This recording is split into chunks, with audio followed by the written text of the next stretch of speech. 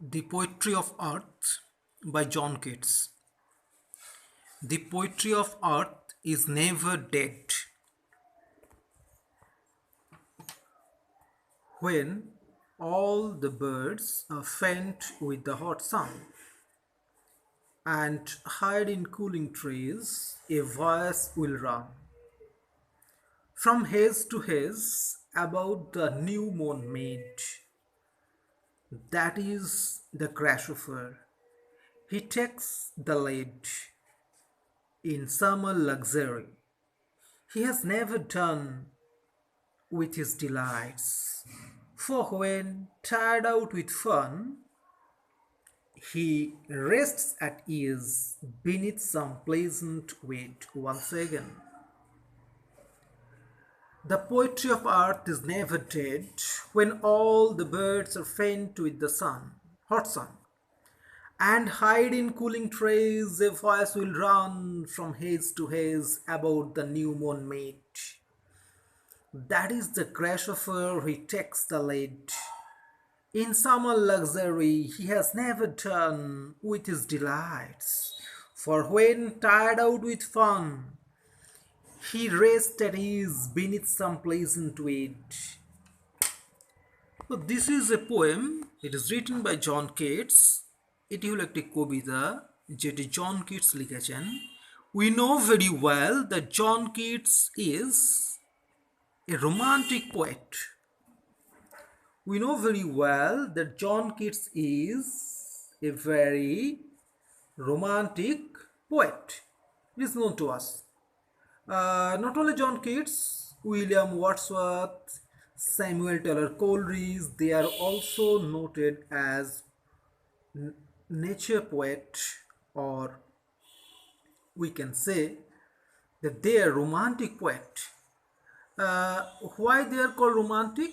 Because they have lived for nature, or rather they have written poems glorifying the beauty of nature. John Keats, Samuel Taylor Coleridge, Wordsworth, ইনারা romantic কবি নামে পরিচিত. কেন?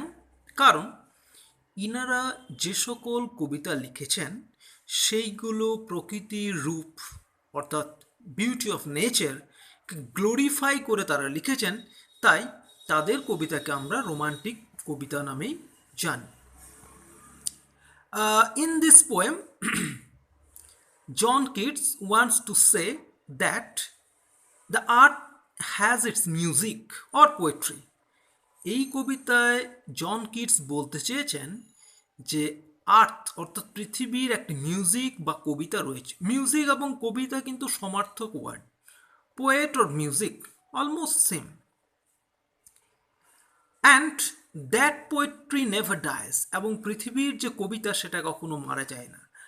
আমরা যখন গান শোনার ইচ্ছে করি তখন আমরা রেডিও, টেলিভিশন, এছাড়াও মডার্ন অনেক গেজেটস রয়েছে যেখান থেকে আমরা গান শুনতে পারি. এখন আবার মোবাইল দিয়েও গান শোনা যায়. কিন্তু পৃথিবীর কি কোনো গান এরকম কোনো মিউজিক সিস্টেম বা গায়ক রয়েছে? হ্যাঁ আছে. Yes, earth has also songbirds like nightingale. পৃথিবীরও সংবার্ডস রয়েছে যেগুলো কাকু বা নাইটিঙ্গেল নামে পরিচিত. আমরা এদেশে কোকিল সাধারণত গায়ক পাখি নামেই পরিচিত. এখানে কিন্তু in this poem not only the song birds spoken about, এই কবিতায় শুধুমাত্র যে গায়ক পাখির কথা বলা হয়েছে তা নয়. Even the sounds produced by small insects like grasshopper and cricket, these sounds are also considered as songs. এই কবিতায় গ্রাসহপার, ক্রিকেট এদের আওয়াজ বা শব্দকেও গান বলে মনে করা হয়েছে. অর্থাৎ পৃথিবীর কবিতা, the poetry of earth, it will be continued for ever. পৃথিবীর কবিতা কখনোই থেমে যাবে না. It will be continued for ever. Let us come to the text or the first line of the poem. The poetry of earth is never dead. অর্থাৎ the music of earth, the music of earth will be continued for ever. অর্থাৎ the poetry of earth, পৃথিবীর যে গান, পৃথিবীর যে কবিতা, is never dead, সেটা কখনোই থেমে থাকবে না। It will be continued for ever, এটা চিরদিন চলতে থাকবে। Poetry, poetry or music same, same, কবিতা বা গান same word. The poetry of earth, poetry of earth বলতে আমরা কি বুঝি? The poetry of earth signifies the sounds produced by birds and small insects. Poetry of earth বলতে আমরা সেই গানগুলোকে বুঝবো যেগুলো বিভিন্ন গায়ক পাখি অথবা ছোট ছোট কীটপতঙ্গ সৃষ্টি করে। ইজ নেভার ডেড, এদের গান কখনোই শেষ হয়ে যাবে না। That means dead means stop, এদের গান কখনোই থেমে থাকবে না বা থেমে যাবে না। অর্থাৎ পৃথিবীর গান চলতে থাকবে, will be continued for ever, চলতে থাকবে। When all the birds are faint with the hot sun, faint, what faint?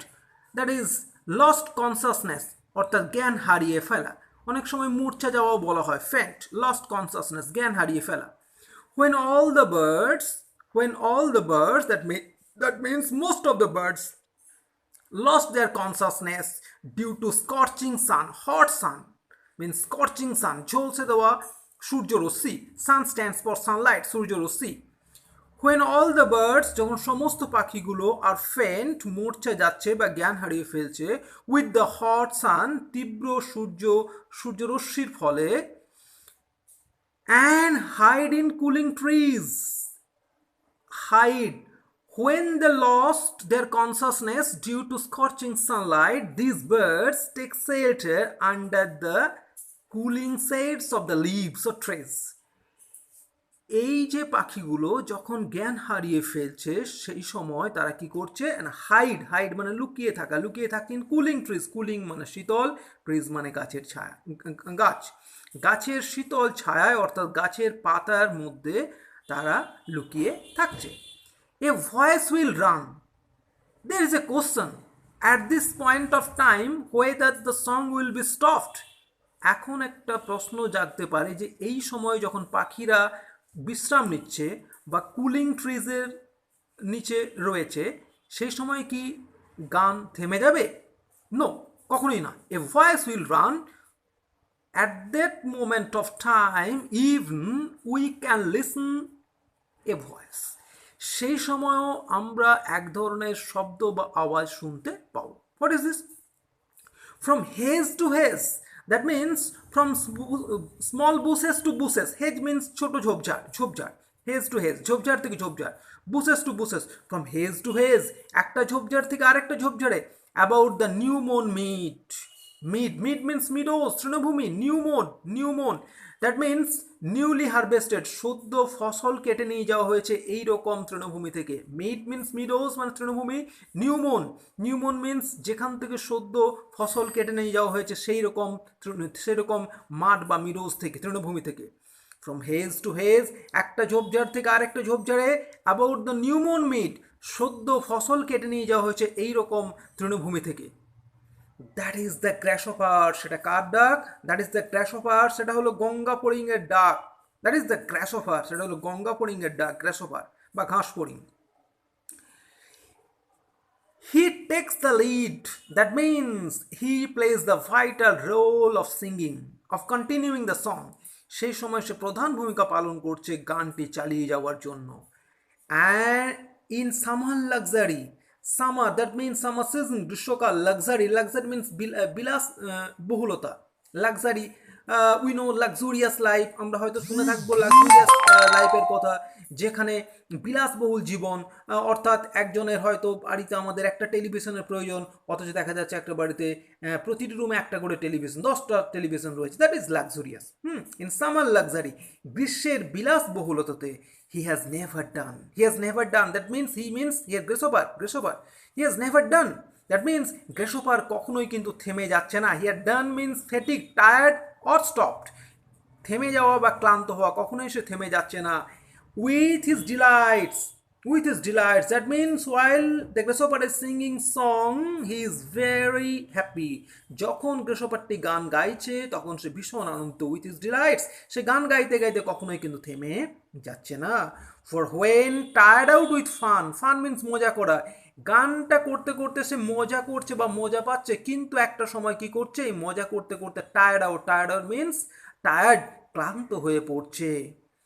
He rest at ease, he take shelter easily, সে বিশ্রাম নিচ্ছে একেবারে কমফোর্টেবলি, ইজ মিন্স কমফোর্টেবলি, আরামপ্রদভাবে, বিনিথ সাম প্লিজেন্ট উইড, কতগুলো সুন্দর আগাছার নিচে, pleasant means very beautiful, weed means আগাছা, কিছু সুন্দর আগাছার নিচে তখন সে বিশ্রাম নিচ্ছে। One second, he rest at ease, rest মানে বিশ্রাম নেওয়া, হি রেফার্স টু গ্রেসোপার, গ্রেসোপার, হি বলতে এখানে গ্রেসোপারকে বোঝানো হচ্ছে, রেস্ট এট ইজ বিশ্রাম নিচ্ছে, comfortably, ease means comfortably, beneath means তলায়, সাম প্লিজেন্ট উইড, উইড অর্থাৎ আগাছা, weed, that is a question, how weed can be pleasant, একটা প্রশ্ন আমাদের জাগতে পারে, উইড আগাছা কিভাবে প্লিজেন্ট হতে পারে, but it is pleasant not to human beings, weed is pleasant not to human beings but to the grasshopper.